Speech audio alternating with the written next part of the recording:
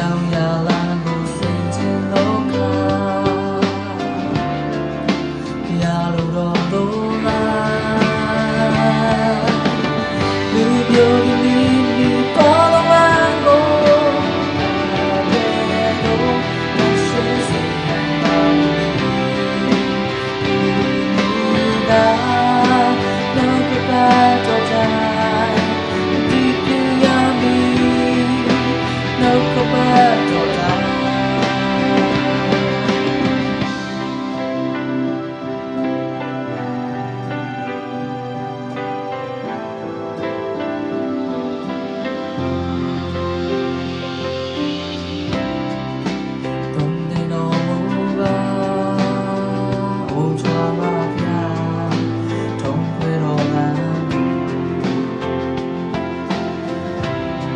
သက်ပကံတော်မူကြရှိကြပညာတော်လမ်းမှာကျွန်တော်ကို